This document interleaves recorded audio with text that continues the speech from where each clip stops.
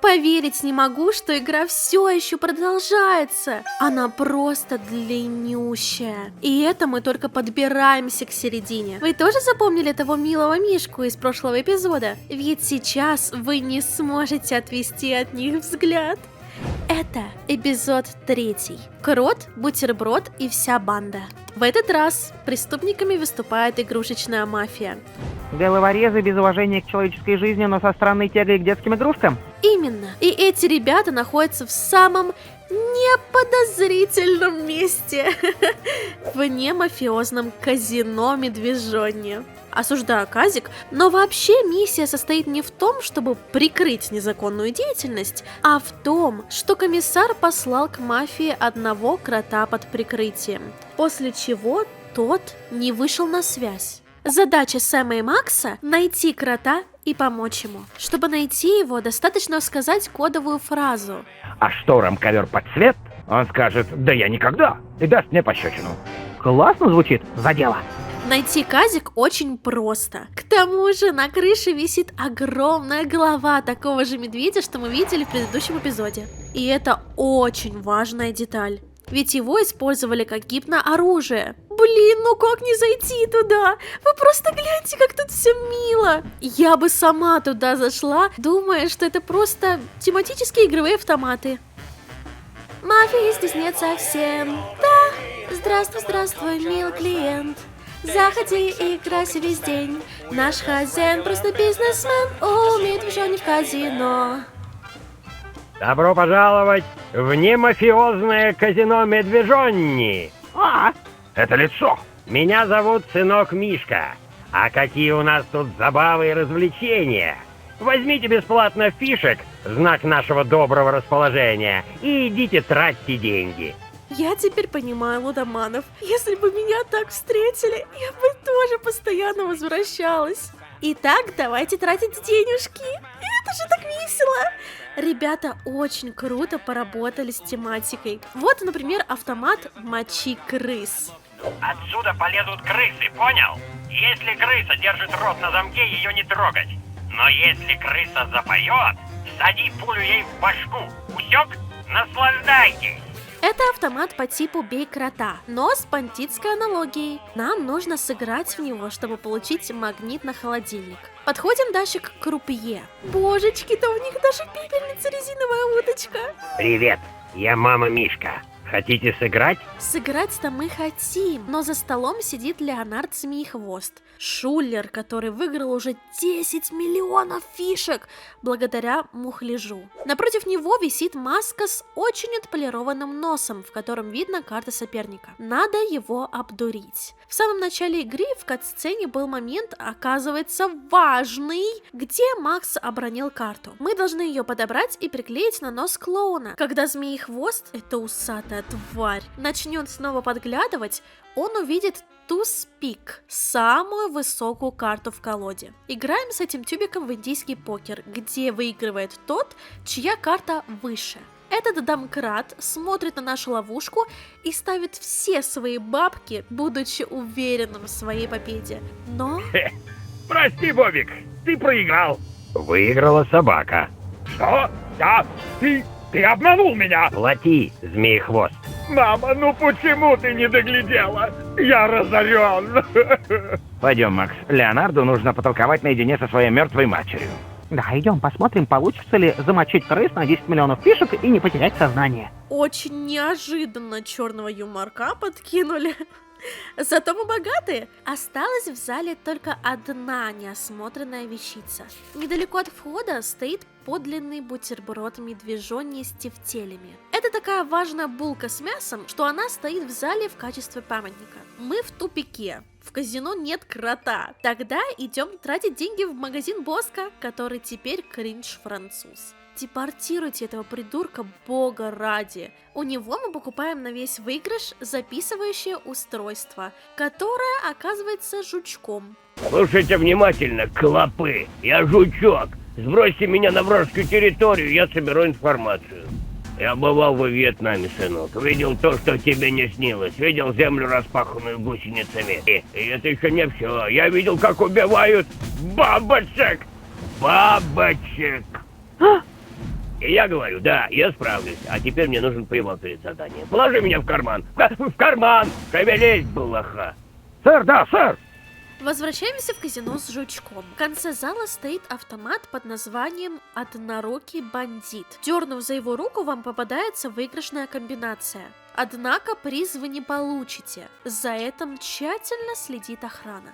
Медвежоне нужно отдать должное, у него однорукий бандит и впрямь бандит.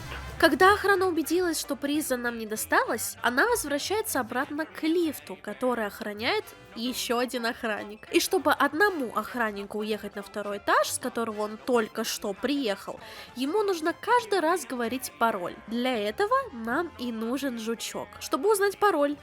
Ты все запомнил? Да, есть. Слушай внимательно, вот что они сказали. Стоять. Какой пароль? Я тут что, типа иду, значит уже 100-й раз за сегодня. И ты меня что, в лицо не узнаешь, да? Это все медвежьи головы, босс, они все похожи. Не бойся ножа, а бойся вилки. Можете войти. Теперь сажай меня в карман. Живо! Сэр, да, сэр! Теперь мы можем отправиться вглубь этого заведения. И тут нас уже ждет целая шайка медвежат, включая папу Мишку, который признается, что за нами все это время следили. Нам кидают дикий респект за хитрость и предлагают нам работать на них. У нас, собственно, и выбора-то нет, кроме как согласиться. Тогда на нас сразу сваливается 3 задания. Заставить Боска выставить в своем магазине гипномедвежат. Убить Сибил, причем погрязнее, чтобы потенциальные свидетели были запуганы. А также отыскать украденный бутерброд, про который я уже говорила.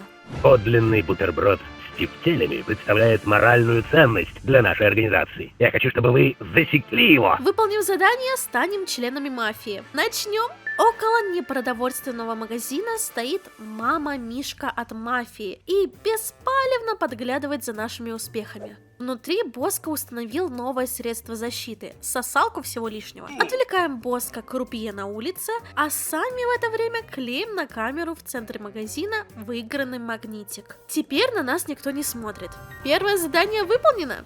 О нет, он идет сюда, мы пропали!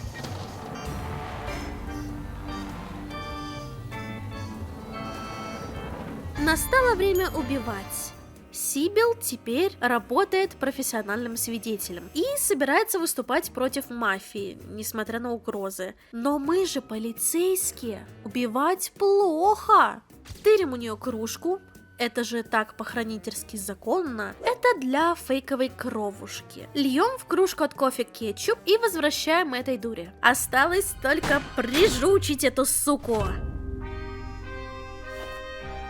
Отлично, грязно и мило. Остальные потенциальные стукачи поймут послание. Мне так или иначе все напоминает об ужине. Эй, а где При изображение? всем уважении, Дон, кому какое дело? Ее грохнули, значит следить за ней больше незачем, верно? Ой, Сэм, веб-камера на вкус как курица. Хорошая идея, дружок. Теперь игрушечная мафия не увидит, как проснется Сибил. А это важно для нашего здоровья. Остается последнее поручение. За ним нам, оказывается, нужно идти обратно в офис, где нашу крысу прижучил Змеехвост, которого мы в казике нагнули. Привет, слизняк.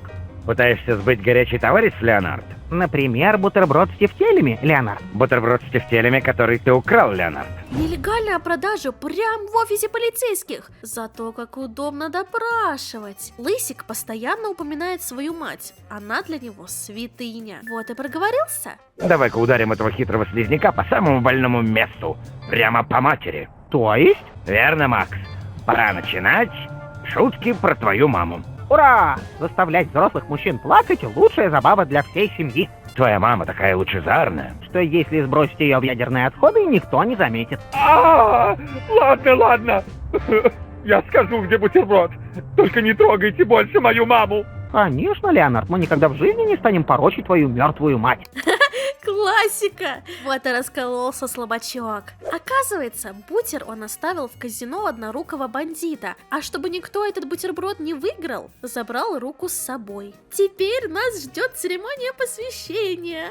Нас опять лишат девичьей невинности невинные девы? Господи, Макс, нет! Мы будем плести корзинки и кушать вкусняшки. А Дон покажет нам свое истинное лицо. Это тот самый крот. Он всех предал. Нас раскусили. Пора удирать. И знаете что? Это только завязка эпизода. Ускоримся? Нам нужно выяснить, что планирует предатель Крот. Оказывается, за фасадом казино скрывается тайный завод по изготовлению гипномедведей. К счастью, на наших друзей он уже не действует. Но раз у Дона пистолет, то необходимо подыгрывать. Дон выдал приказ убить Макса. Без проблем. У нас есть липовый пистолет. Ау! Боже милостивый, неужели тут и конец бедному Макси? О, смерть, ну почему не Стинг? О, какая боль, такая боль. И всего за 2 дня до пенсии. Обещай мне переписать придурков из Хазарда. Обещай мне. Ладно. Трус много раз до смерти умирает. Храбрец кушает лишь однажды смерть. Разве что в играх там герои тоже умирают по многу. Прощай же, юный принц, да споют тебе прощальную песнь ангелы Чарли. Да, так вот как. Холодно. Отчего мне так холодно?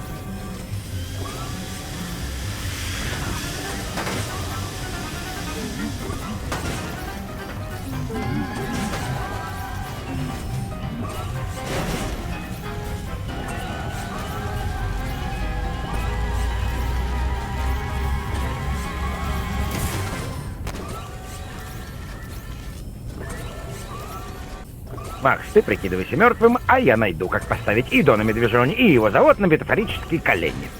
Я тебя не слышу, я мертв. Это не так-то и сложно, но догадываться можно вечность. Тырим голосовой модуль из автомата «Однорукий бандит» и закидываем его в ящик с модулями.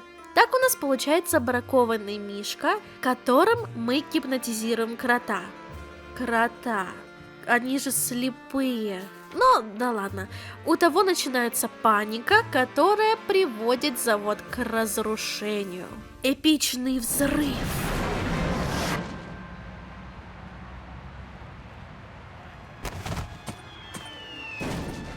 Вот это я называю взорвать банк. А заодно тротуар, водокачку и уличный столик. Как жалко. Такой красивый был развлекательный центр. Эх, ну ничего, игра еще не окончена, ведь папа Мишка остался в живых. А значит, в следующем эпизоде мы будем должны убить президента. Вот